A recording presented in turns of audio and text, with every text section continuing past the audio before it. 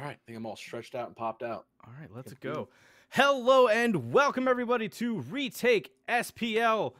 I'm your host, LHS, and I'm joined by my co-hosts, Freight Train and GoreMiser. You may recognize them from their work on Friday Night Smite as casters, and you might have heard that they're going to be involved with the upcoming Challenger Series also as casters. Maybe. I heard those rumors. Yeah. No credible evidence to back those rumors up, though. So, tonight we're going to be talking about all of the balance changes Season 4 brought about, the state of rosters heading into this spring split, and we'll be talking to our special guest, Nika from Sanguine Esports. But before we get right into that Season 4 goodness, let's start off with something a little newer. Let's talk about that new god, Kuzembo King Kappa, that Japanese guardian. Have you guys had a chance to sit down and really play with him yet? Yeah, I played with him in a couple of class matches. Gore, have you got a chance to play with him yet? I haven't touched him as seriously as I'd like to. I've played him kind of haphazardly, like 2 games, where you're getting fresh into it. But for the most part, I mean, he feels okay, I guess is the best way I can really put it. I played against him in a conquest, and then I played as him in a couple of class matches, and I think a lot of the pros and people on Twitter have stated their opinion. I stated my opinion. You can see it on there. He's fun. He's interesting.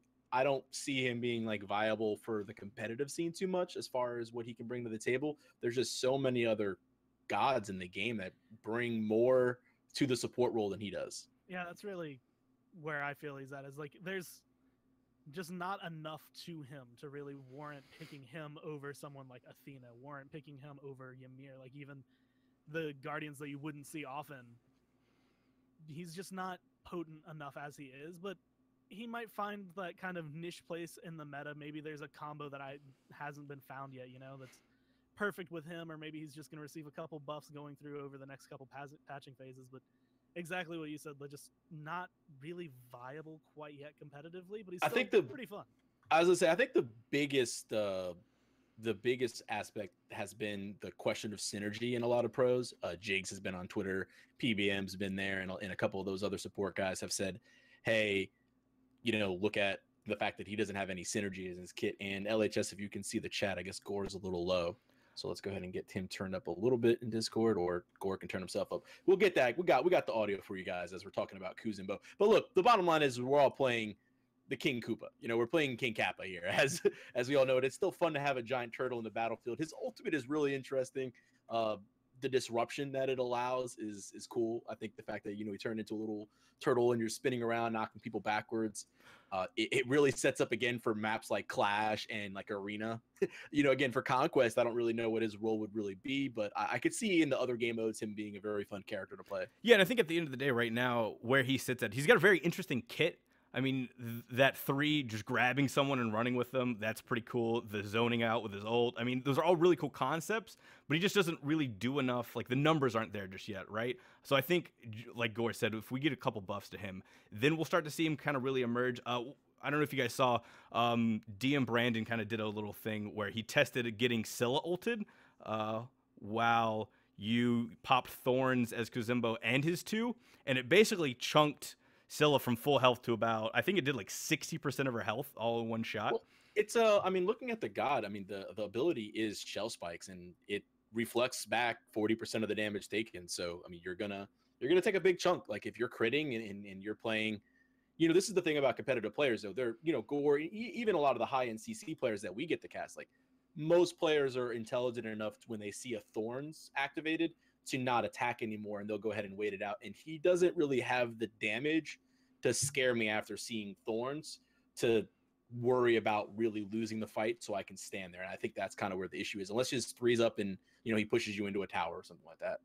I think the best example of that is like just looking at like Kepriel, right? In casual play and even in some competitive games, Kepriel gets procced, it goes through. But this is, you're talking about a 3-second shell, like you see it on him. People know not to hit. They're very good at communicating, especially like you said, at high level. They know, okay, he has shell spikes, stop hitting him, don't kill yourself on this. I mean, an ADC, if they have a lot of crit and they throw out one right as he pops it, they might end up having a little bit worse for wear, but for the most part, a lot of people... That's always a surprise. Yeah, it's like the instant it is popped, it might take a little bit more damage. Like people will probably still hit him, but for the full duration, it's probably going to be in the first half a second to a second. There might be some damage, and then it's going to be change targets. Go look at the warrior who's going to be coming at my face right here. Yeah, I was say like LHS said DM branded it. Like the bottom line is like you're not gonna Scylla's not gonna ult you with it on. You're gonna have to pop it as she's ulting you, and that's how you're gonna have to get the damage back. So there's some mechanics to it to go ahead and play. But yeah, Kuzenbo's fun. I mean, the ricochet is interesting, kind of like a lot of people in chat are saying, like, again, games like Arena, game deciders, that's definitely where I definitely see the other game. I would see him being really interesting and annoying to deal with. But again, Conquest, I think there's a couple of things missing. All right, so I think that pretty much covers Kuzenbo at this point, right? So let's go into season 4. So far there's everybody from positive to negative to in between. How do you guys feel? Like, you guys got a general positive or negative feel going to this? I mean, I like a lot of the changes. I know a lot of people are saying like change for the sake of change is bad, but I like that they are like just changing things up and trying to at least move the game in a new direction, or trying to like spur evolution of how the game is played. What do you guys think? I mean, biggest aspect is I think that counter building is more viable in this new season. I think you're gonna see. I'm a player, and when I cast with Gore a lot of the times, I really enjoy to see a smart team counter build other teams with, especially anti-heal and other items. And I believe this season has kind of brought that, in. I think there are more options to go ahead and kind of counter build and to do certain things. So there is a fun, challenging, hey, how do I want to build this game? I used to say there's the I can't go wrong Smite build. There is, but if you want to be really good, you have to learn how to counter build your team. For me, I would say right now, season 4, I have actually two not completely different opinions on it, but like as a player, I enjoy some roles more than others. Like last season, I was really more focused on mid. Like I enjoyed mid. I enjoyed the 3v3 fight. And this season, I feel, and this one I think will come up again a little bit more later, but I feel like mages have a little bit less of an impact on the game. And so playing like solo lane, playing ADC now, and honestly, even playing Guardian has a little bit more of an impact. So like certain roles I feel a lot happier, and other roles I feel like I'm kind of missing out. But as a caster and like watching these games, and Freight, you kind of touched on it, it's really fun to watch. Like not only the counter builds and like the strategies, but like the starts so far. Like for season 4, there's been like 12 different starts that I've seen. Almost nobody has worked out. Like almost nobody has done the same things. I mean, I've been in conquest games, ranked and casuals, where I've been the ADC and I've never seen purple buff or red buff the entire game because I got invaded on. But to counter that, my team was actually intelligent enough to go ahead and take speed blue the entire game and help the solo laner out. So while that seems to be the thing about season 4 is that somebody's always behind in a lane, somebody's always ahead in another, and it's more often than not, like I said, it's going to be, that dual lane a lot of times. Like we've seen Apollo's, I think poor Wowie was like a level or two behind half the time because he was just always by himself in lane. It's tough to deal with, but that's kind of the way it's coming out to be. Yeah, I mean, my favorite part so far going into this season was, I mean, Freight, you and I, we were on PTS trying to figure out what the starts were going to be. We tried out a bunch of different stuff. Some stuff worked, some stuff really didn't. But there was a lot of wiggle room to like just figure it out. And I mean, I this season I've switched over from trying to do ADC things to more of a support role. And having spent so much time with you, like trying to get like that duo side start down, there were games where I got thrown into conquest, and on the solo side I was like, oh shit, I really don't know what's going on this side anymore. Yeah, it's weird, man, when you get thrown into the solo lane, dude. There's you might not see your jungler for 10 minutes. I've been used to be able to buy health pots, multi pots and be good. I've had to start buying mana pots because I don't see my blue buff for 10 minutes. It's like you don't know if you're ever gonna get those buffs or not. Yeah, with the pace changing, I feel like it's allowed some players to shine a little bit better, because I feel like especially when you look at mid season 3 and kind of end of season 2, like when these tank metas kind of evolved and the game got a little bit slower, feels a little bit more bogged down. This is like a very refreshing, like tons of early game fights. I mean, a lot of people have actually seen complain about like level 1 fights, but it's interesting to see like people do compositions like when they're going into picks and bans around that kind of area. Like, who do I pick up that's good for fighting levels 1 through 3, but also isn't going to be garbage when I hit late game? Because if you can't end the game by like 11 minutes and you're playing Thanatos, you have to change the style you're playing at. And we see that, you know, at high level play that works really well. When you're coming into casuals, if you're playing something like that, it's a lot harder to just kind of carry. Like when you hit 15 minutes on that Thanatos, you have to be a little bit different, and it's a lot harder. But it's, I mean, I've enjoyed it. I'd like to see where it's going to go, especially, you know, with the SPL starting this week. I want to know what they're going to be doing, what the plans are. We got a little bit of taste. Like we saw, I think 10 plus different starts just on Sunday from North America and relegation. So doing that, I'm going to be really interested to see what the actual like pro league teams they're going to pull out here. All right, so I guess that should lead us to our next up is like the biggest change for season 4 in regards to the map at least has got to be like minion spawn timers, right? So now the minions spawn the jungle minions seconds. That is, they spawn. Everything's at 30. Yeah. Once the jungle the minion waves meet, that's when all of the jungle spawns, right? And that's led to a lot of like we said, like early game aggression, and you know we've seen a lot of the duo lane kind of really snowball. I guess it's like if you get ahead in the duo lane, we've seen a lot of aggression come out from there, stealing buffs, invades, and things like that. And is that something that you guys like to see? Like I know level 1 fights are we want like it's a tough call, man, because look, I think we've all been in the Smite game. There's a lot of people in chat. I think every single one of us has been in a game where the minions spawned at jungle camps that spawned at 30 seconds, and within the next 30 seconds, so pre 1 minute, 2 of your team members have died, and you pretty much know the game's over, because that one side is just that far behind, and it's crappy, man. It can happen, but it's really, again, there's different Smite. There's solo queuing Smite, and then there's team competitive. I'm with 4 other of my friends, and I'm talking and I'm communicating things Smite. And I always try to preach that like, don't judge Smite based on your solo queue. Please do not judge Smite based on your solo queue. If you play Season 4 with friends, it's actually very enjoyable to do some crazy cool invades, whereas previously, you know, it was accepted, but not as accepted.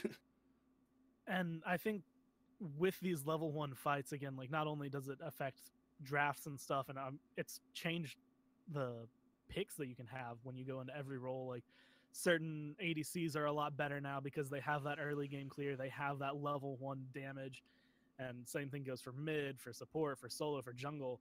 And so that for me has kind of flavored up the game, because some people are building for that level 1 fight. They want the Thanatos to go into the jungle and absolutely trash you when they invade. But other people are going for the late game approach still. They're still thinking, I can pick this god who's going to 100 to 0 you and 2 abilities when I hit late game, and that's where we're going to win it. Even if you're sitting behind 3,000, 5,000, sometimes 7,000 gold, if you can find one really good fight, you can push yourself back into it. So I honestly, like the level 1 fights I really like, but I like the fact that the map changes, and because of like the way they've done things, has changed drafts and has changed the way that the entire game kind of flows, really. Well, speaking of flow, to change all that, they went ahead and they were like, hey, let's add more minions to the map. They've added oracles. Obviously, that's a big important factor. And also the elementals now. Elementals were there last season. Now there's 1 big minion and 2 small ones. He's got the same type of properties as, they said, a red buff camper or whatever. But, you know, that's adding those minions. Those are super important. Yeah, it almost feels like farm on the map. It almost feels like there's always something to be doing on the map. Like there's always a jungle camp. That's what's scary. That's what's crazy. I did a poll on Twitter the other day, and I think 46%, I mean, there wasn't a ton of people answering it, but I think like 46% of people said jungle's probably the hardest role right now. Jungle, support, and solo were probably like the 3 roles, because those are what's going to dictate you the game now. Yeah, I mean, I think we die. Go ahead. Like if you die, there's something for them to grab. Like if you die and you aren't in a position to put your teammates somewhere, like if I am the solo laner, right? My jungler dies, I die. That opens up the right-hand side of the map for anybody on the enemy team to come and invade if they're in the neighborhood. That loses fire elementals depending on the time of the game. You could lose like a portal demon, your speed buff, your blue buff, back harpies. Like a ton of experience just gets taken away from you. Right, and I think one of the biggest reasons, I mean, we'll touch on this a little more once we get to the like items, but with jungler being a harder role this season, I mean, Bumba's Mask had that adjustment where it added in those last hits. So now, like when you're trying to split camps, I mean, your jungler last hits, please. DJ Pernicus went on a rant about this. Everyone's gone on rants about this. Gore, what do you think about this last hit mechanic? I personally don't mind it. I think it's good, but it hurts players that aren't as experienced. Yeah, I think you actually put it in the perfect terms, because it's like, if I'm just like, I just hit level 30, I've only been playing Smite for like half a year, and then you're telling me, okay, well now you have to understand the way that gold XP and gold and XP sharing works, and how it splits based on who gets the last hit, if you hit it at all, if you just happen to be walking by. Like, that introduces a different level of complexity. So for newer players, it's definitely something that's very hard. Of course, when we watch a team maybe like Eager, you mentioned DJ Pernicus, like, they're going to know when exactly, how much damage are they doing. They're not going to get that last hit. They're going to make sure it goes to whoever needs it the most. They're going to split the kind of experience that they have efficiently. But if, I open up Smite right now and queue casual and play jungle, Get Fisher in chat is not Get Fisher is not happy about it in chat right now. Yeah, then you got Fails. He's saying it only matters obviously with like health. But a lot of times you do get players that don't understand that. I think we've all been a jungler. I've been playing a lot of jungle role because, let's be honest, like if jungler is the hardest role to play, it's probably the role you can carry from. So if you understand how it actually works and you're able to go ahead and have the mechanics to play a proper assassin, then yeah, I would go ahead and maybe play the jungle role and try to stay out there. But yeah, there's always trolls out there that are going to be last hitting you, taking away that experience or taking away that heal, which is really going to be the difference maker. Because if you can stay out till level 5 and gank somebody, you made a really impressive run. That's really the biggest thing, is getting as much gold and experience as you can before having to make your first back. Okay, so before we get too much more into like the item stuff with that, one of the cool things that I saw from this patch, and I don't know if you guys saw it, was that when you take the portal demon, there's now a sound cue, right? Yeah.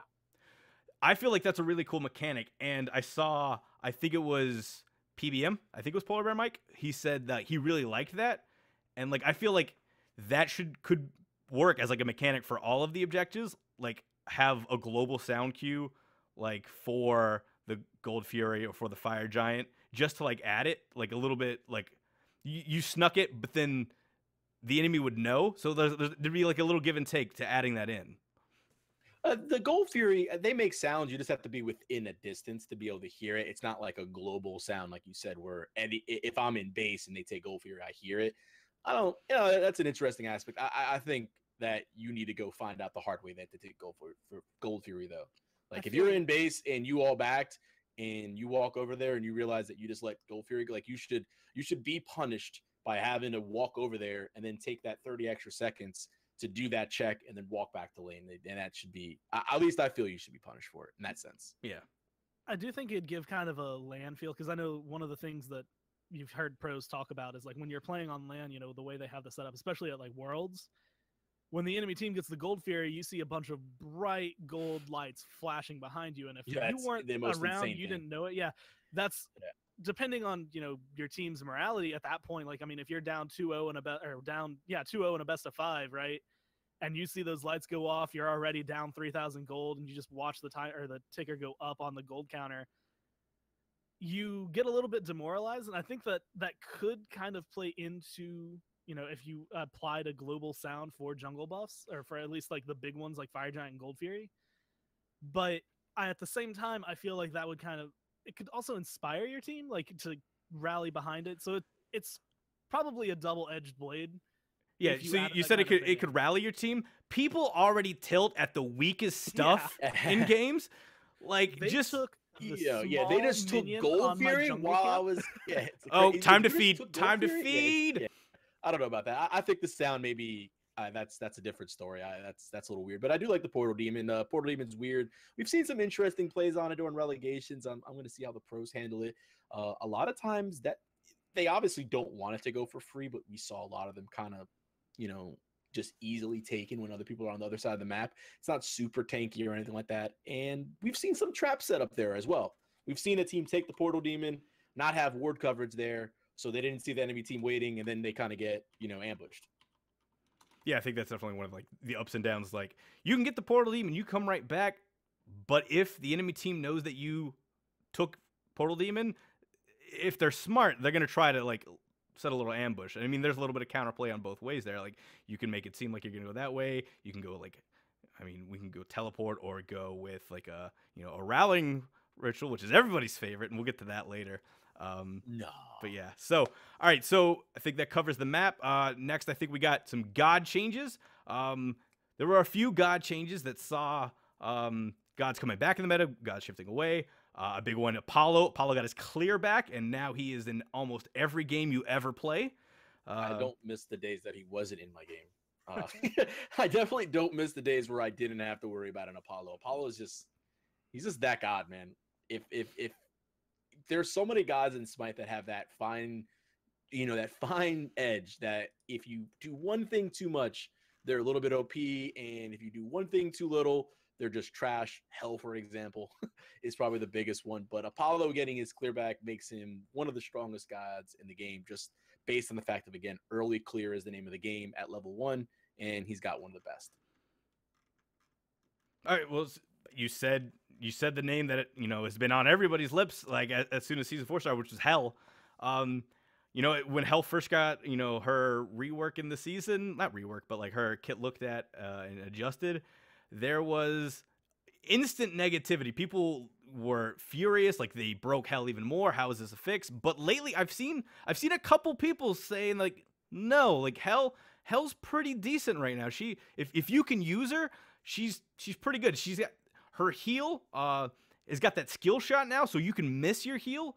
But if you're mechanically good, Hell can do some damage to an enemy team. I've definitely not stood still for Hell's 1 before and missed. Yeah.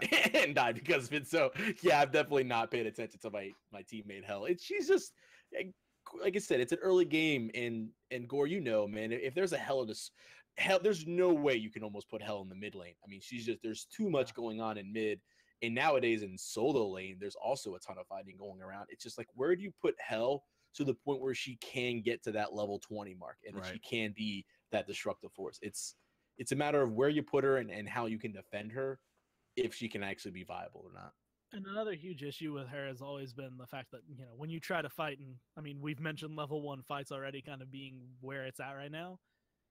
Hell at level 1 is not going to get you very far. Even if you get the heal, you're going to run out of mana almost instantly if you're actually fighting. And unless it's like a quick pop in, try to poke them out, and then steal the buff and run away, kind of something that we would have seen like at the end of season 3, like with the Hog coming in and get the steal. Without that happening anymore, it's just not as viable. And like you had said, like in lane, she's going to suffer unless, honestly, you can give her a blue buff, which means you'd probably be throwing her to the solo lane, and she would just get demolished over there. I don't think she's in a better or a worse position than she was last season. Yeah, she's just different now. She's just F-Dot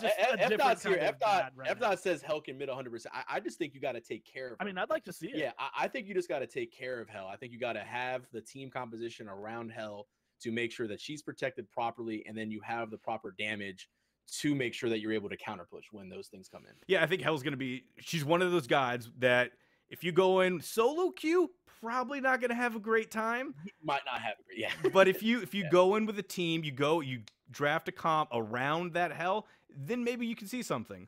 All right, so other than that, another big god change was Kronos, Freya, Jingwei, Soul. Oh, you mean that Hasten Fatalis effect? They all lost their Hasten Fatalis. Oh, I think Gore has heard me preach about this a million. I was never a fan of people having Hasten Fatalis in their kits. So happy that it got, removed. And I think it brings another challenge to the table. What are you going to do? Kronos now has the option to build, Hasten Fatalis himself. Maybe substitute the Wingblade in for there. Instead, you lose a little bit of health, but you still get your attack speed. But yeah, I think the changes is good. I think it's fine the way it is right now. Hasten Fatalis in 80 carry kits like that is really, really hard to deal with. I like the fact that they kind of brought them down. I do think that for some people, it depends on really like where they're going.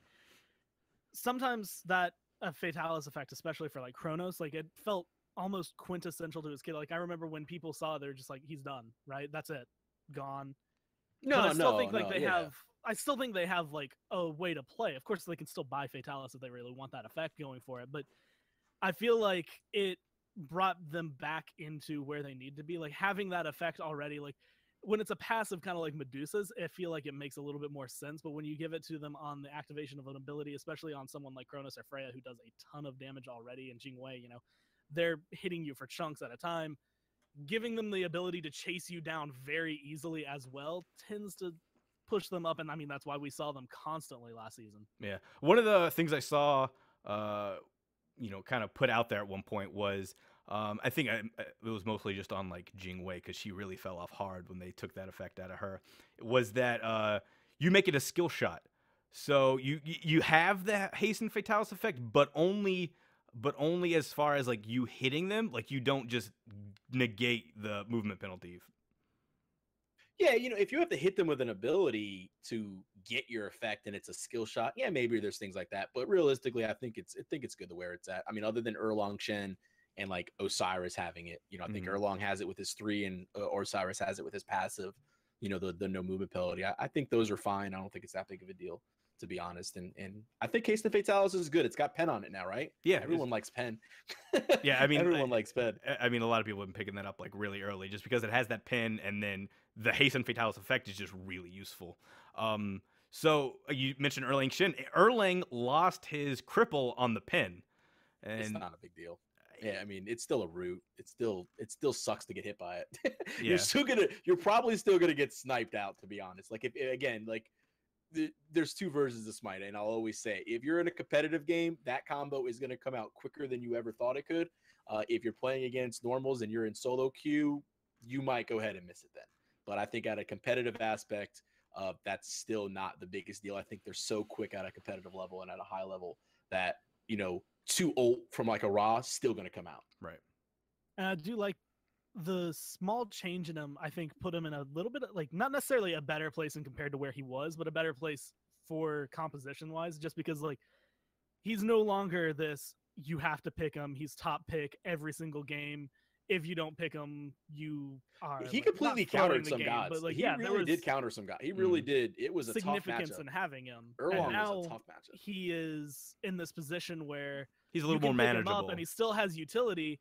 But yeah, he's manageable. You can easily win against him as opposed to before when like people, it would be said more than it was actually. But like people would kind of insinuate, oh, they got Erlang, it's over, we're done, we lose. But it's like, in reality, you just had to work a little bit harder. Now he's more in line, I feel, with the rest of the gods. All right, so sticking with the solo lane, Hercules saw a big change to what he does and all of the numbers and everything. I think the big one was probably his mitigate wounds and how that works now. Yeah, they changed it initially, and I talked to Devios and I played with it. No one was really a fan initially, and then they went ahead and they changed it to what it is now.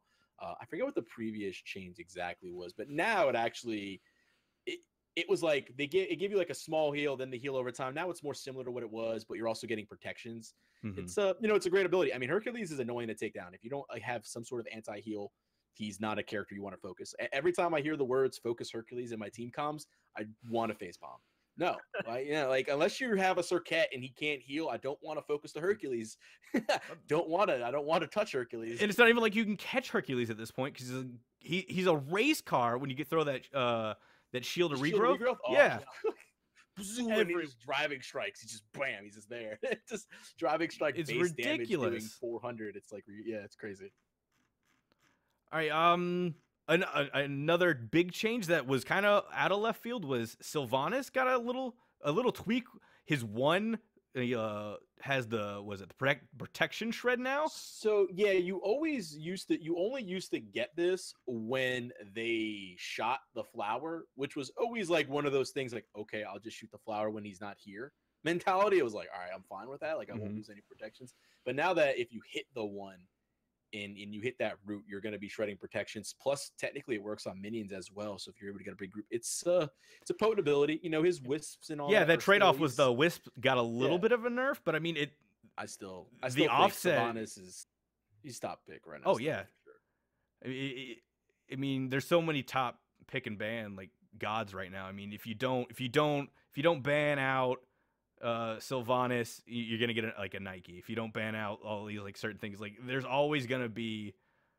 I mean, there's just so many. We're getting to the point now in Smite where we have 85 characters available in the game, whereas normally there's that's a lot of characters with only 8 bans. You can't get rid of everything, so you got to kind of build that team comp around it.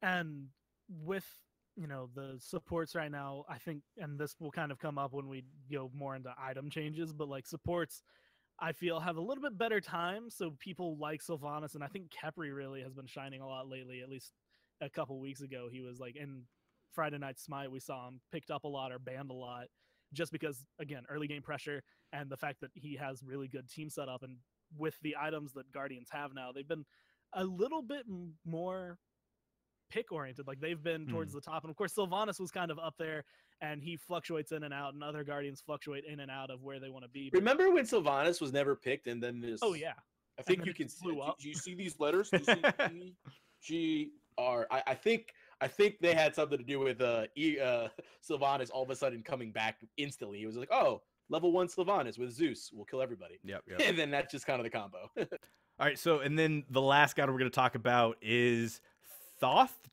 whatever. I don't know. Thoth. I knew it was coming. They added a stun. The stun. Come the on, stun dude. is so dumb. Why? I suck as this character. I can't hit it for nothing. I am terrible at it. I am the worst Thoth in existence. I have actually been raged at in Clash for it. Been raged at in Conquest for it. I've been raged at in Arena for it. I am a terrible Thoth player, and I will gladly admit that because I can't hit this stupid stun. Yeah. If I could, I'd be good, but I don't. Like Sheikah levels of hitting that stun? Never. No, like as many times as Sheikah hit the stun, that's me missing it, and the one time he missed it, that's probably me hitting it. That's the percentage swap right there. This is, I think, one of the changes that, like, outside of some of the other ones have been like really big hit or miss. Like, yes, this is a great change. No, this is a terrible change, right? This is one that I've seen, like, tons of people are like, why, right? Because again, when it comes down to it, this guy can burst you. We've had discussions about it, like behind the scenes for Friday Night Smite, talking about like gods and stuff. One of the other casters, Desyncs, he loves Thoth, and he loves him even more now because he gets 2 casts of his clear early on, so he has a little bit of early game going for him, and of course late game he can one-shot you with his ult. Yeah. So having a stun, I guess I can understand why they might think he needed it, but the slow was like, the slow I liked. I think you had to hit it. You had to hit the 2, and then it was a slow, and it was like, okay, you can kind of get a couple shots of the one off, but like, let's say if you were going against a god like a Susanoo or a Serket or anybody with a lot of mobility, the slow wasn't really enough, and you would probably still catch him and kill him before he can get any of his abilities off. So the stun is obviously to give him the CC, but it's it's potent. Like it's a game changer a lot of the times. Like if you dash in and you hit a long range, 2-man stun in a team fight, like Sheikah did in that one highlight you put out, Gore. Yeah, it's a team fight changer. It's game. Anytime you have hard CC, especially on a mid lane mage, like that's where you don't expect the CC to come from. Yeah. To backtrack just a little bit, so Thoth is like the quintessential burst mage, right? Like that is Thoth, like a little some utility, but like burst damage. I'm really excited about Kuzimbo because his kind of essence and being is he's anti-burst with his built-in thorns and all that. So the numbers aren't quite there and it's not usable at the moment, but the fact that we're seeing like this is a god that is directly a anti-burst. So I would love to see more gods kind of come up like that to try to like add to the pick ban. We're like, okay, they picked off. We need some anti-burst. Like we need some more. Somebody that can take the shot. I got it. Yeah. Somebody that can go ahead and actually be tanky enough to take the shot.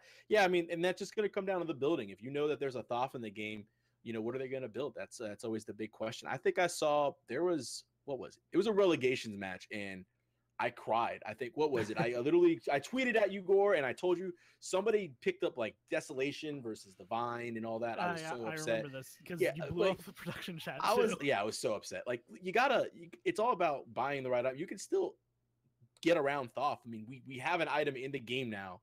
That's what's the new helm, right? Isn't the magical helm? Where's it at? God Builder.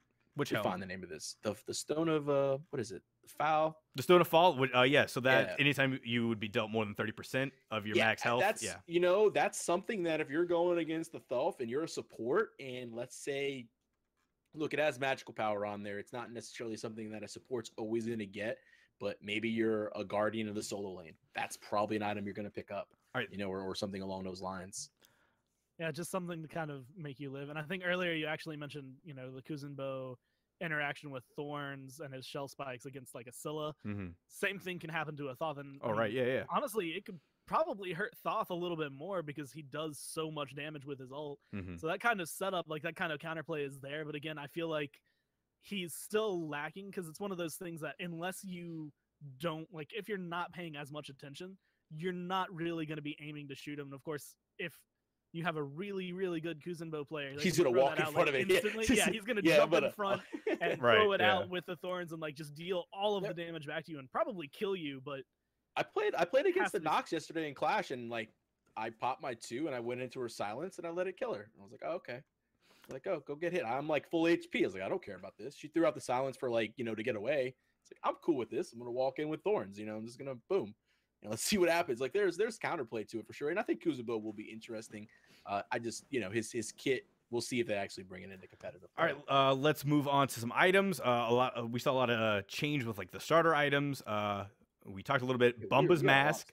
Yeah, Bumba's Mask had the biggest change. It had the decreasing cost from 800 to 500, and then it added in the last hit, and that's kind of been the change in cost is probably the biggest thing. It allows junglers a couple of different options. Again, the whole concept of what Season 4 was about, like they said it in patch notes, was to allow versatility at level 1. They didn't want you buying Boombas, 2 potions, 2 health pots, walking away with boots 1. Like that was boring. Now all of a sudden you have an option. You have a starter item that's 500 gold, gives you the choice. Do you want to go ahead and get something that's 800, grab double starters? Do you want to get the Death's Toll?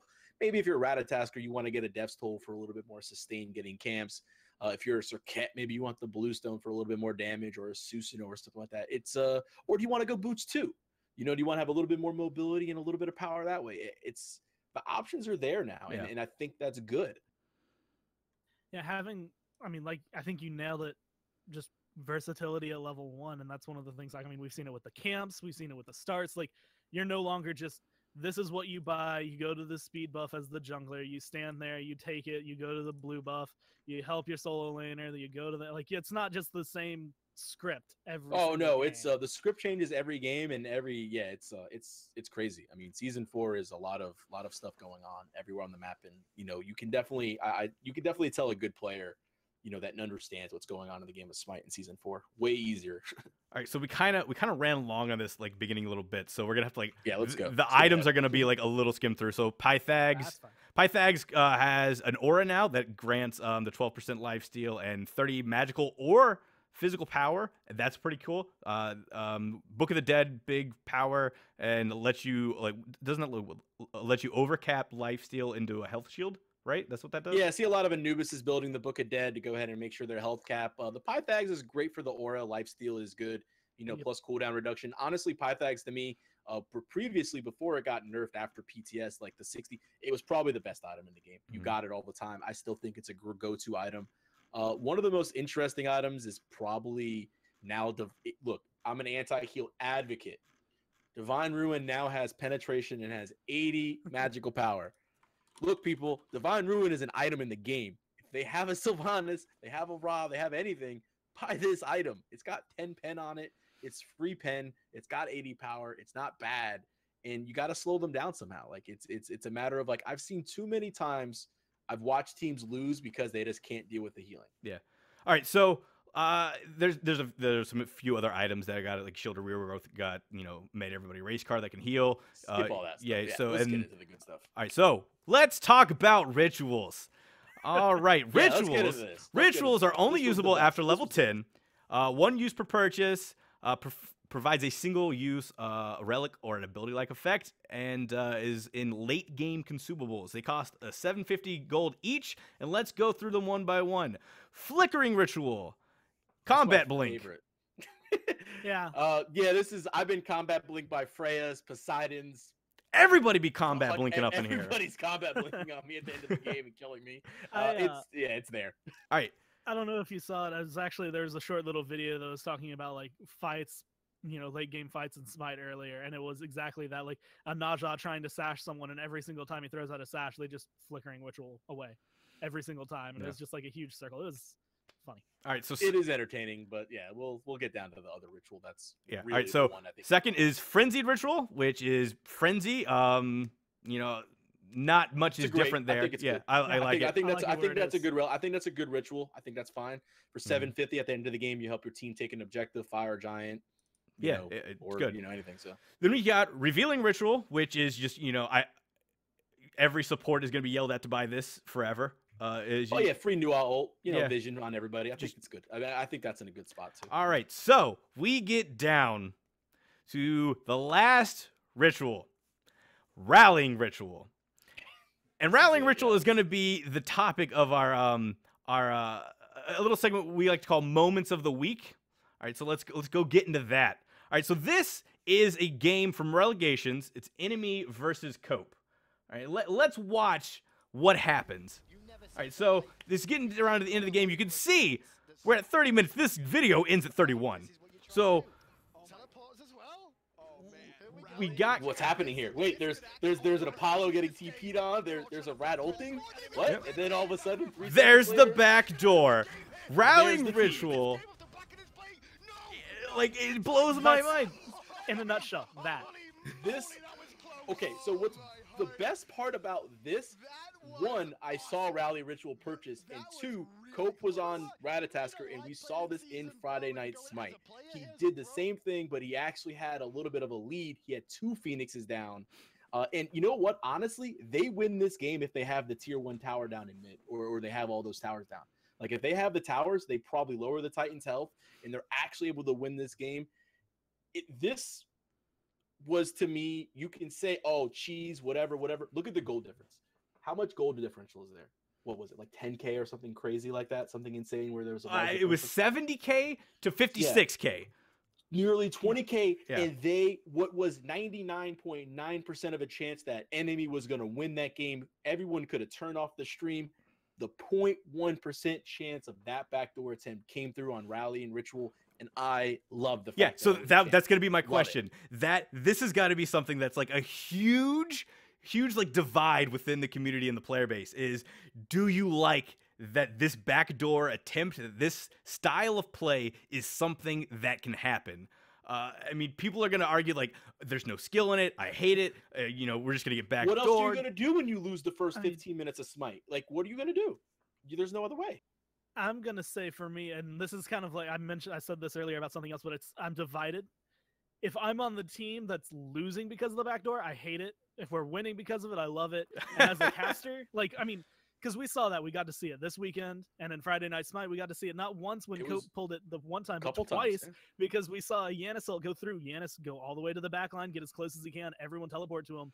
And that one was actually a base race. Like, it was maybe 2,000 health difference between the two Titans. That was really close. And when you get to watch that, and I think, Freight, you kind of nailed it on the head here, it is absolutely more interesting than this team is 20K gold ahead. That's the end of the game. Look, the bottom line is like when we're casting Smite, there's a couple F dots in here. I think Hindu is in there. We've casted a lot of Smite games, man. Sometimes, let's be brutally honest, the game's over when it's over, and we as broadcasters kind of know what's going on. It's like, even you in the audience knows. If it's 8K, 10K up, we pretty much call it GG for that squad. The fact that this is an option, maybe it has to be tailored to the point where not everyone can teleport to the same god. Like, maybe everyone teleporting on the Apollo, like Sops, isn't. Maybe everyone has to teleport to a different character, so like you leapfrog it. Maybe that's a way to nerf the item so it's not so overpowered or something like that. And an internal cooldown or something but like you that can stop teleport with hard CC. So if you have to remember, I was playing in Athena and there was a Hoombots that went to teleport to me. There was a Sobek that used the tail whip and knocked me backwards, and the TP was off. It's not unstoppable. If you're a smart team and you know a backdoor potential is there, you'll obviously leave somebody with CC available to make sure that doesn't happen. All right. Okay. So I think we're good on that. I think Gore said it the best. If you lose to it, you hate it. If you win with it, you love it. And from like a viewing standpoint, it's really exciting. Like, I mean, that's essentially what it is in a nutshell. All right. So that concludes all of the Season 4 balance changes. So let's get into roster stuff. We're going to go through this real quick. Because we got to have time to bring in Nika for his interview. He's been waiting patiently. Yeah, he's been waiting patiently. We kind of ran over some time. This is the first episode, guys. Yeah. Apologies about. We'll get better at the time. But hey, if we go over an hour, we go over much to cover. Right. So Season 4, there was a lot, and we knew there was a lot, but we thought we could get through it, and we were fools. All right. So EU roster changes. NRG, no change. Obey. We had Panda-like and Variety left. What do you think about that? How do you think that influences? They got what, MLZ and Maniac? I mean, losing Variety is kind of a big deal. I feel like he was undisputed, like their MVP of the SWC. Yeah, and I feel like that actually applies, and I think we'll touch on this later because they're playing against NRG this week. First match, yeah. But Variety, like you said, like he was the MVP. He was pretty much. I mean, if you had to ask anyone what was Obey doing there, like. The other 4 members, they were strong, but Variety pretty much led them through where they were. And most of the games that they were ahead, it was on his back. And losing him, I think, is going to be big. But picking up a Mealsy, I think, is actually going to be very big for them as well, just because that player is very cerebral. And along with Ataraxia, I think they're going to be able to think a little bit more. They're going to have, I want to say, more interesting builds, and especially with the way that the game is right now. I think Obey, not this week, but in the upcoming weeks, like towards the end of the split, I think they're going to be vying for top in EU. Okay. Yeah, I mean, that's a bold statement, but I don't doubt that. Ataraxia, Pretty Prime are not to be messed with. This is a duo that's been around. Twig in the Jungle's always been a great jungler. It's really Canna Mealsy as the Guardian, and we all know Maniac. I mean, he's a familiar name at least. It's really a question of, all right, let's let the synergy get back up there together, and let's see what happens with these 2 new players. But I think they got a good chance. Yeah, exactly. It'll just come down to how quick they can like really synergize and work together and get back to that like level of play. All right, so next up is Sanguine. Sanguine had a lot of roster turnover. They've got Nika, who's moving from solo ADC, and we're going to talk to him about that when we have him on. The Dark Dodo went from mid to solo. Mike the Magikarp, who that's Fisher, right? Yeah, and then Death Panther, who moved from mid to support, and Mr. Stefan. Not a lot to say. We'll talk about Sanguine when we have Nika on. We're going to talk about his roster. Okay. All right. Okay, we can do that. Yeah. So next off is Dignitas. Dignitas is completely new. It's Arkle, Trixtank, Zeros, Cuba Fred, and Variety. That's on paper, that team really strong. I think they're going to be right up there in EU for this whole split. What do you think? I don't even think you have to leave it to on paper. I think they proved themselves. I mean, Variety's new team was like top for a reason too. Like watching them play was insane, and I think I mentioned this in a conversation a couple days ago, and I think this always bears repeating, is the fact that right now when we say early game fights and just in any kind of fights really when it comes down to it, and you want aggressive players, Trixtank and Cuvo Fred are the people you want behind. They're the person that you're thinking of. You're thinking of them like Ymirs, them Hercs, things like that. Those off the wall type of support type players and in jungles, like they can knock it out. Yeah, for sure. All right, so then after Dignitas, we have Valent Squadron, which is Funballer, Big Man Tings, Lobster, Cheerio, and Zalia. That sounds like a solid roster. Gore, you shaking your head? I'm always on the fence because, like, I know last year one of the biggest things was, oh man, they have this huge all-star roster. It's going to be this super team. They're just going to demolish it. Teams, yeah.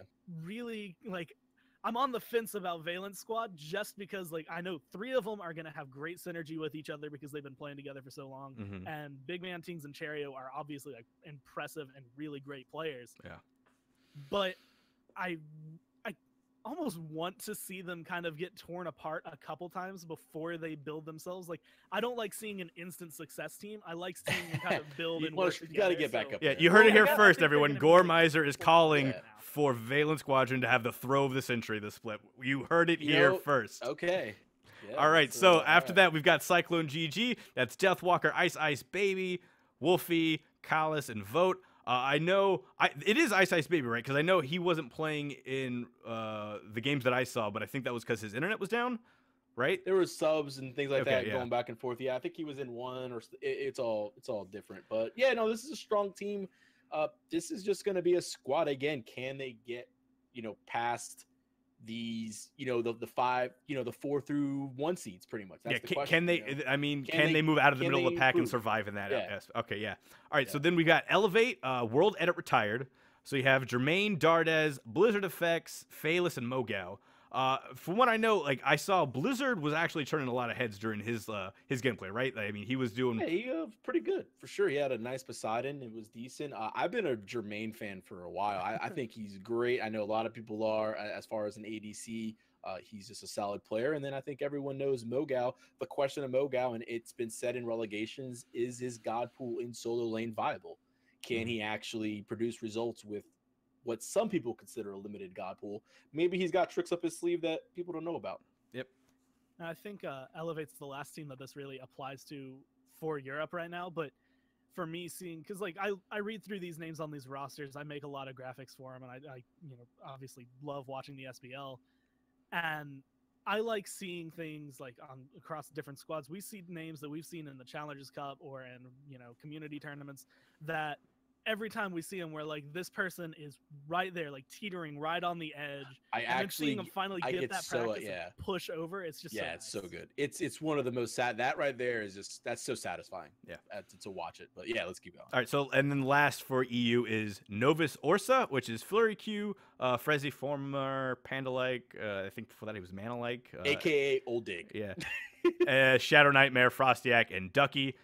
Old Dig, I think, I don't think we really have to go any further than that. All right, so I think everyone kind of knows that. North America, we have Eager, no changes. These guys. Yeah, who would have thought? We got this. Number 1, baby. We're coming back.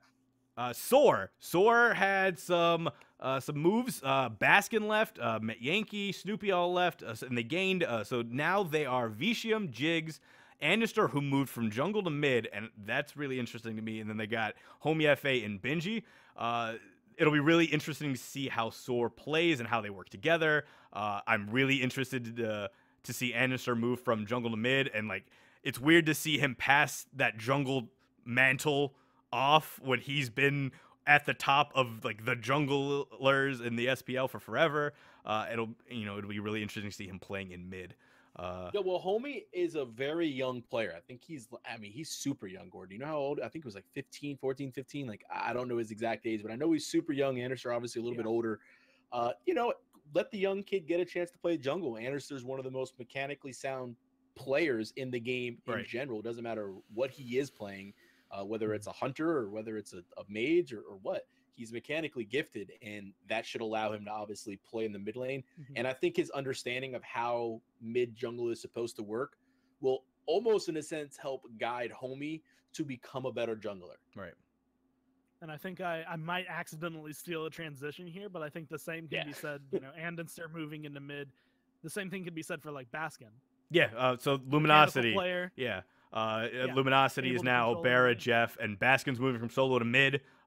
We're seeing a lot of players move into the mid role or just moving in general. So Luminosity's at Barra, Jeff, Baskin, Mask, and Scary D. That'll be really interesting. Luminosity was already at the top. I mean, their Solid games, squad, man. Yeah. Their games with NRG at Worlds was just amazing, and like that was a hell of a series to watch. They did the same thing to him the other year too, as well, in the semifinals as well. They had it was the same thing. And that was an amazing set, man. Those guys can play some Smite, dude. All right. Sure. So then we've got Flashpoint, which is all completely different as well. It's now Shadow Q, Incont, who's moving from support to mid, Mirage, Aquarius, and Xenotronics. Xeno's the wild card here. Yeah. Xeno for me is a guy that I met a couple years ago when he was doing some combine stuff and all that other stuff. He was an ADC originally, and Apollo used to be his go-to god all the time. Now all of a sudden he went into the mid lane for the last couple seasons, and he's going back to ADC. Can he go ahead and have the same type of impact as he did as a hunter previously? I think he can, and it's going to be a question of what he can do to go ahead and take Flashpoint to the next step. Right. Okay, so then we've got who we're at? We're at Allegiance. MLC left. Announced he's going on hiatus. So they have Ocean's Polar Mark. They got Met Yankee, who's moving from ADC to mid. Weekend Cyclone Spin. I mean, It's kind of the same boat as Luminosity. I mean, not quite on the same level, but it's just one new player in a squad that was already working well together. I think they might have a little bit more potential depending, because just on everything they said about the team environment, that might change, but it's really going to be kind of up in the air. Just have to see how they perform. All right. And then we've got Noble, which is it's what is it? It's Wowie, Wubbin, Aduro, El Chapo, Uzi, and MLC Stealth.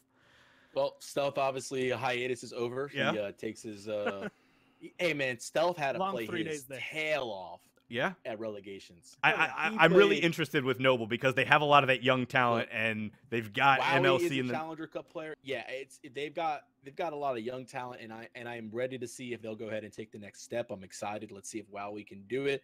Let's see if Stealth can go ahead and take some veteran leadership. He's been on teams that have won. Stealth needs to be the leader for this team, and he needs to be the voice and get them going in the right direction. Apparently I got it wrong. F. Dot is saying Aduro isn't playing. So I got my notes wrong on the Noble roster. Aduro's coaching. Aduro's coaching, maybe? Yeah. Are you clicking the wrong stuff? I guess I'm clicking the wrong stuff. I'm sorry. What are you doing? It's Wowie, Wubbin, Stealth, El Chapo, and Uzi. There we go. Yeah, Uzi is the solo. Yeah. All right, El Chapo obviously coming from console. Yeah, Uzi as well. All right, so then we've got In Memory of Gabe, which is Snoopy, who's moving from mid to ADC. Snoopy just plays Hunter. That's what Snoopy does. He just plays Hunter. He doesn't care where. If Hunters go back to being the meta in solo lane, we might see him in solo lane. Who knows? So we've got Snoopy, Ionic, Walrus, Cynosure, Herwin. Another, they've got that young talent that could be a team to watch for. I mean, there's a lot of teams that kind of make that middle of the pack and could, have their breakout moment and go to the top, or they could, not quite synergize. Ionic might be one of the best Geb players on the planet right now. Like the guy can play some Geb, and he's really smart with what he does. And let's see if the Xbox boy Cynosure can go ahead and do what he has to do. We know what Hurrywin's capable of. He's got a great Zeus, got a great Giannis. Walrus is can he go ahead and hang with the other big boys in the solo lane? Right. And then the last. Oh, go ahead, Gore. For Gabe, like their team, and I was actually looking at this earlier just because like their matchups, they have a strong duo lane synergy because Snoopy and Ionic have played together forever. Herwin, like Freight said, is really strong, but Cynosure and Walrus are really like, that's where their side, like that's who would need to get picked on, especially like in the first couple weeks to like kind of get ahead of them. They've played really well so far though, so it's going to be really excited to see how they go going forward, honestly. Okay. And then our last team is Enemy. Marauder retired, and now it is Panda Cat, Pain Devion. Pain was like, I'm coaching. Chaos, and then he didn't. Yeah. Chaos, Verizel, and then Mr. Makey. Another like it's Enemy. Yeah. I mean, no huge. Look, Captain Pain, General Pain, we all call him that. He's the leader of that squad. We saw in relegations them taking very early Gold Furies. Gold Fury actually, one thing we didn't talk about, got a slight increase in gold to be taken earlier. So this is a positive for a team like Enemy that is good at objective securing early on. It's why they were able to build themselves a 15, 20K gold lead on Copen. The backdoor attempt had to get used. Okay. All right. So that's it for news and rosters. We're done. We did it. It only took us almost an hour. It took the whole show to get through the first segment of the show. So we're going to skip down. We're going to kind of combine the upcoming matches and Freight's fantasy favorites into like one segment. And we're just going to go through let's bring Nika in here. Let's get Nika in here. Let's get all this going on. Yeah. We don't want to leave poor Nika hanging around. Nika, you're in Discord. Can you hear us, man? Oh, poke him. Yeah. Oh, Nika's trying to go for GM, boys. He just typed it in the Discord. He's like, I'm ready for that Grandmasters. He is trying to go for that GM right now. Dude, it's all about the ground. Hey, Nika. There he is. Welcome. What's going on, man? Man of quiet words, apparently. Wait, hello? Hello. Yeah, well, you're good. You're here. Yeah. All right, let's go. So all right. The toughest question we will ever ask you. You know it. Why did I switch? There we go. Why did I switch back to ADC? Because that is the role I originally. Oh, you were okay. See, I didn't know that. See, that's how the story goes. I learn things every day. I didn't know that you were originally an ADC. So solo lane was a complete accident.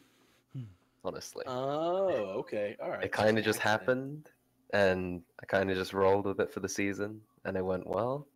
But I really wasn't enjoying the game, so I just needed to switch back to fresh things up, and I'm enjoying it a lot this season. So who's your favorite hunter then, Mr. ADC? What's going on? Don't tell me I don't- Apollo. Scotty. Don't tell me. Scotty Okay, all right, I'll take a or Scotty. Scotty. Scotty's cool. Scotty or Scotty's cool. Ula, honestly, at the moment. Uller is the style on God. Let's be honest. Yeah. We all know that. Oh, There's yeah. no purpose for Uller unless you want to make the other guy look bad. Yeah, it's kind of rough though, because you're forced into Apollo a lot of the time, Yeah. which is kind of a stale pick. Oh yeah, I mean, what other Gord? Do you have any questions for Nika right now, or LHS? What's up? I mean, I know you've changed your roster around a little bit, and I actually I have mentioned this a couple times, but I'm always a big fan. Like Mr. Stefan is one of the players I remember Yeah, he's highlighting a a lot god. through the last EUCC. But I mean, the rest of the members, I mean, Dodo's staying on, but Death Panther and Mike the Magic are being picked up. I mean, y'all feeling good about this split? Yeah, we're using this split as a growth split, but we're also confident that we can perform well, and like we can definitely test some of the tougher teams. We have like really good synergy. We've only been together for like 2 weeks. It's kind of like a last minute roster, which ended up working out quite well. Yeah. Everyone's like kind of moving back to their roles as well. Like Panther was a support before, so he's moving back there. Yeah, Dodo yeah, moving because I back remember to I remember solo. Panther and Stefan in challengers. Obviously, I did a lot of the EU Challenger Cup last season, and I definitely remember those two players for sure. Great players. I mean, he builds more Vulcan. Does he still build do more Vulcan? Is he still doing that? He's still building. Yeah, he's still building do more Vulcan. That's Stefan. All right. In my opinion, in each of the roles I picked up, the players, it's definitely like the top CC players. They've all proven themselves. Yeah, absolutely. And Definitely agree there from watching the EUCC scene last season. I'd say Stefan. You got the top talent. Yeah. Stefan's just a god. He's probably pushing for one of the top mids in the EU at the moment. Wow, that's a big bold statement, man. Yeah, For sure. that's saying something. Yeah. He'll prove Yeah, it. no, I'm glad to see him on a roster, man. That's what it always comes down to, is getting these guys a chance. And I'm almost glad, like Cake Man, he's probably in here, and I'm glad obviously there is an organization like Sanguine that, you know, you're able to sit there and hold up against those big guys, because you surprised a lot of people. Yeah, I mean, overall, last when you season made was regionals, the when same, you made super regionals, when you made three super rookies, and we got Yeah. to super regionals. You know, dropped. It was insane, and you guys absolutely wrecked and surprised everybody. And yeah, I think we're all hoping that you could do the same thing and bring these games. We'll go further, hopefully. Yeah, hopefully. All right, so Nika, we spent too long talking about all these changes going into Season 4. What are your general thoughts and feelings on Season 4 between all the gods, the items, and the map changes? Right. Honestly, when we were watching patch notes, like a couple of EU people, I was not a fan. But the more we've played, like scrims and ranked especially, it's my favorite season by far. Really? I don't know whether that's just because. Why? Yeah. Yeah. I was gonna say, because you're back to a different role, or do you think it's just more entertaining? I'm just winning. I'm just winning. Everything's more enjoyable when you're on top. Like, all right. There's that Charlie Sheen right there, winning. Let's go. I don't know. It's like there's just a lot more action. The games are quicker usually. Like, I do believe that it's funny, because I always felt there's like the awkward stage. Like, games are going to be 20-25 minutes, or they go into like this awkward 40-minute area, because, you know, like we've seen in Friday Night Smite, and a lot of times teams just don't know what to do after 20 minutes. They're just like, what do I do here other than buy combat? My only complaint is the rituals. What's your least favorite ritual? What's your most favorite ritual? Love and hate combat blink, love and hate rallying. That's fair. I think that's the correct answer. Oddly enough, and honestly, it's awful from a playing standpoint, but really good for viewers. It makes the game. Yeah, I think that we talked about that earlier. Is this season there's a lot of like stuff that's like like the players hate it if it's happening to them, or if they're doing it, they love it, and then it's who doesn't want to see a 5-man backdoor? Yeah, and it works. You know, I think it's hype. Yeah. If you're playing against it, I've played against it this season. It's not fun. It's not fun to deal with. Yeah, no, it's not fun. I was at one point I was supposed to be the guy that was defending base, and I got lost defending left lane, and they backdoored, and I forgot. So felt bad. Wasn't a rank game. It was normal. So we're good, boys. I'm not throwing rank games out here. All right. MVP Freight over there. Always. All right, so moving over to the ADC Hunter role, what items have you been looking at? I know a lot of people early in Season 4 were looking at the Poison Star Wind Demon. Yes, Poison Star Wind Demon. It's the must-have, but with the adjustments to the tree, Ikavol's like a must. Right, so that's what I was going to say, is a lot of people were talking about Ikavol and, what is it, the Silver Branch bow? A lot of people were saying to pick those both up in tandem. That was the thing that ran for a while. Is that still like a thing? Is that going to be something we see at all? I'd say more in EU than NA. NA seem to be sticking with the traditional Devs Gloves Executioner, which I think is awful. And I think a lot of people will agree in EU, like compared to the just boots Ikavol double crit. Because it's cheaper and it's just a lot higher damage. And by the time the Devs Glove build comes into effect, like the game's probably over. So I think EU have an advantage at the moment, like ADC wise, because we're just ahead of the build. Yeah. What do you think is going to be the higher focus? I feel like Season 3 ended a lot on like the crit was like it took the priority for hunters and things like that. Do you think we'll see? What's funny is it was pen early in Season 3 too. It was like kin you didn't even. size, It was full the pen. Kins. It was the the Titan's Bane. It was like, let's go ahead and get these towers down, and then all of a sudden out of nowhere somebody was like, I'm gonna play some Rama and like crit. It's just like, let's go. Well, I think the Poison Star will see a further adjustment. Like the passive is just too strong at the moment, honestly. Yeah, I think for hunters, I mean, having a tree that's crit and attack speed, like that's everything you want as a hunter. Yeah. 2,000. I mean, it's also what you want as an assassin. Like Mercury was devastating. Yeah. Mercury was getting first item Poison Star, and he crit me with this one, and I'd never be able to get away. So I think in the early stages, we'll see focus on crit chance, and then obviously hunters like Ula will see Transcendence like usual. But as the season goes on, I feel like the items will be adjusted to like bring it back to the pen time. Okay. Yeah, I can definitely see that because I mean, it's a lot less frustrating to play against. So I feel like that's what they'll shift it back to. Now, what's the status of the magical ADC? Like, is it dead at this point, or are we still gonna see? It's not dead. Okay. It's still definitely playable. Especially with like, I mean, it's pretty much Freya. Yeah, it's just I mean, you can still play Kronos for sure. I agree there. I think you can substitute the Fatalis in for what some people were doing the Wingblade for at the time. Like you can substitute Fatalis got a pretty good Fatalis in there. Like the pen on there is like a relevant change. It's not too expensive. Like, and he still does a lot of damage going into mid-late game. Yeah, definitely when it comes to the pen, like there's just less items that are doing percentage pen and even less that are giving you flat pen. So having pen in general is super important. Like I think Soul's the only magic hunter that's gonna struggle. Yeah. Even last year I didn't see the appeal of it.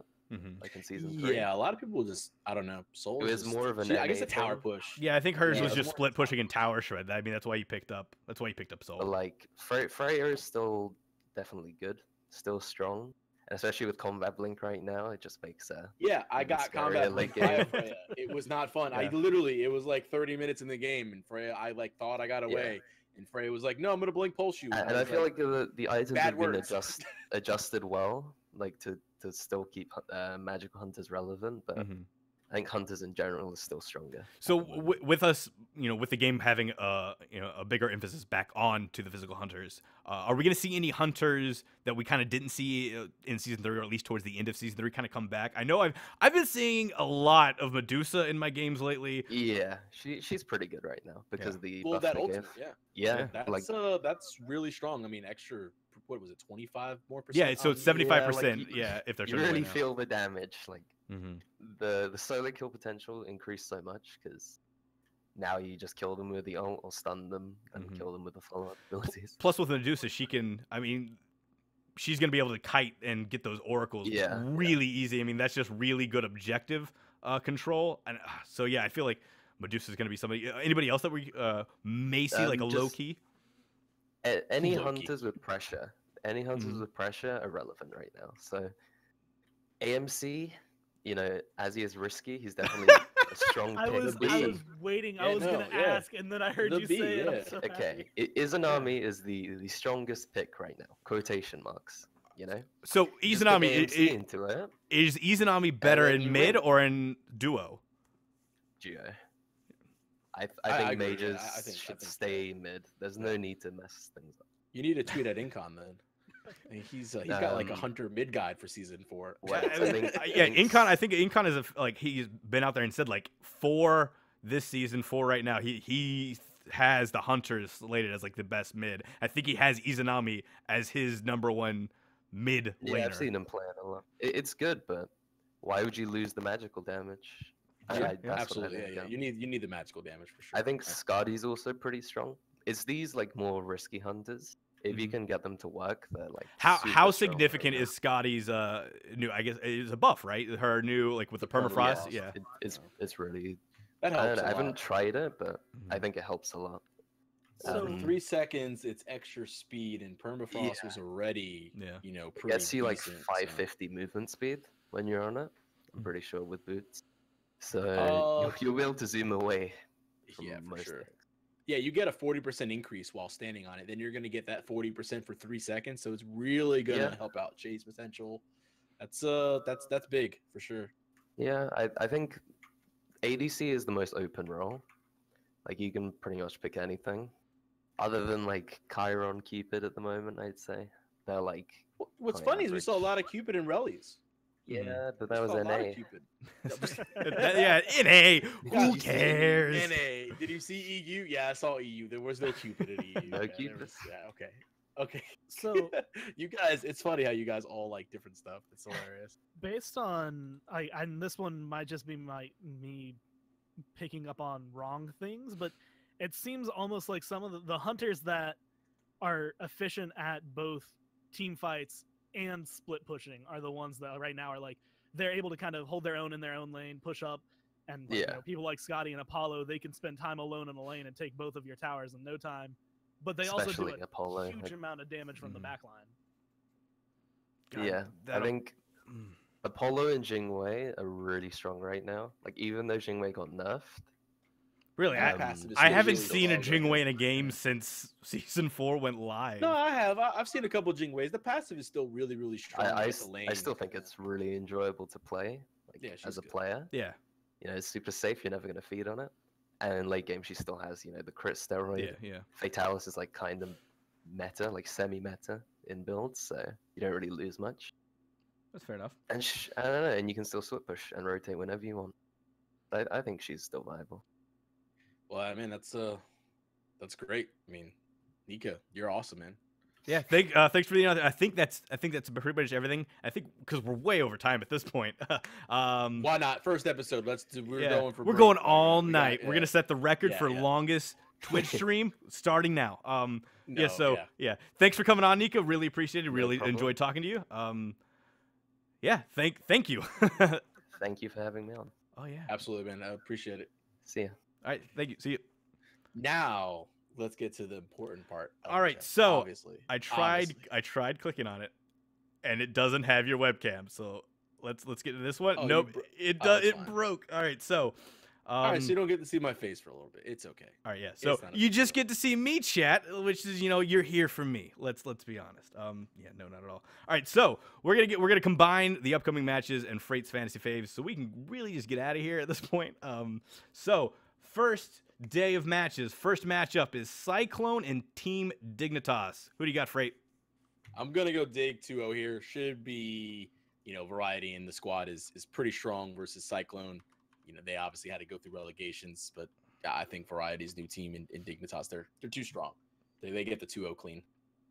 All right, so second match is Sanguine and Valent squad. All right, so we discussed this yesterday, and I told you what I was gonna do, but after talking to Nika, I don't know. You just I'll feel take good a about split. Nika, right? I'll take a split. I'll take a split on this one. I'm All gonna right, go split. all right. I would take split. I think they can swipe a game off of these guys. I think they've got the potential to do it. Nika seems confident. I'm gonna go with split. Initially, I was obviously thinking 2-0 in the side of Valence, but I think the boys at Sanguine got it going on. Yeah, I think Sanguine's gonna make has the potential to make a lot of waves. I'll take the Yeah. split there. I'll be All right, safe so- because I got people watching. All right, you got it. You feel compelled. I understand. All right, third game is Novus Orsa and Elevate. I'll probably go with Norvis here, honestly. I think 2-0? Well, hold on, please. I mean, this is a tough. This could be another split. Jermaine's one of a great ADC. I just think that Novus, it's still a team that's been together for a while. So I mean, they should be able to sit there and maintain this. This is going to be one of those matchups that I'm probably completely wrong about. But I like Flurry Q. I like Frezzy. I do. I think Shadow Nightmare brings different things to the table in mid that people aren't used to. So I think that's like an interesting thing. So I think Norvis can actually go ahead and take this, to be honest. All right. I'm going to go 2-0. I'm taking the gamble with that. All right. And then last game of that day is a SWC rematch in Obey and NRG. Obey has new players. Energy gets this 2-0 pretty clean. Obey's got to wait, probably like Gore said, a little while until they get used to things. And then once they've kind of got it going on, they'll be all right. Yeah, I think it's just really hard to argue against NRG at any point, and then especially coming into the new season with, new teammates. Do you at least think the games will be close, or do you think they're going to be NRG doing NRG things and NRGing all over them? It's going to be energy all over them. All right. I mean, I think Ataraxia and Prime can obviously do some things, but you just don't look until the defending champions are not the defending champions. Right. You go with the 2-0 defending champions. All right. So everyone's mad at me in chat for telling that Elevate was those guys. All I don't know. I'll give it the underdog one. That's my one underdog of the week right there. All right. So again, for recap, that is Dignitas over Cyclone 2-0. That's a split for Sanguine and Valence. That's Novus Orsa over Elevate 2-0, and that's NRG 2-0ing Obey. All right, so then we're on to the next set of games. Its first game is In Memory of Gabe and Team Allegiance. This is, in Snoopy we trust. I mean, do we trust in Snoopy is the question of the day. Is this guy, are we going to be able to carry Snoopy all day long?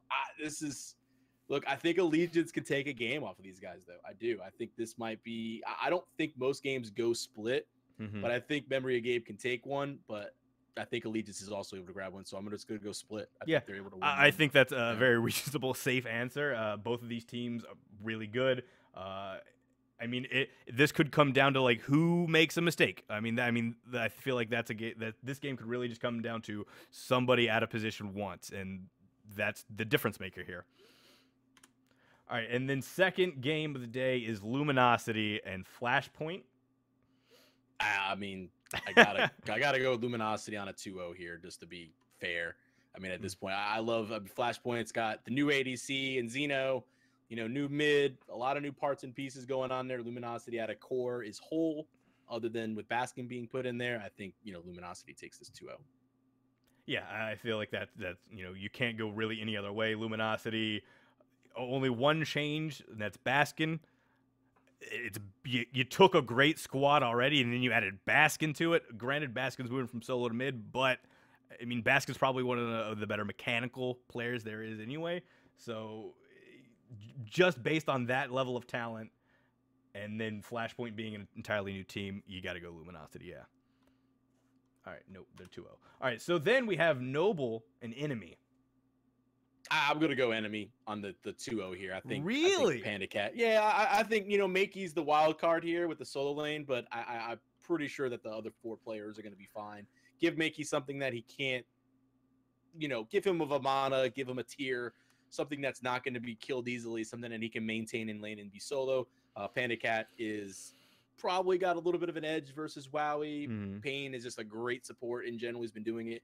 Chaos, and obviously you're not going to go wrong with Farizio there in the jungle. So I mean, just solid players. I'll take Enemy on the 2-0 on that one. All right, I can see that. I mean, obviously, MLC Stealth is going to be doing great things for Noble, and if he can make changes to his attitude and everything like that, that's plagued him for the last couple splits and everything, Noble could he could be just the piece Noble needed to really kind of turn things around. He could be that mentor that they need.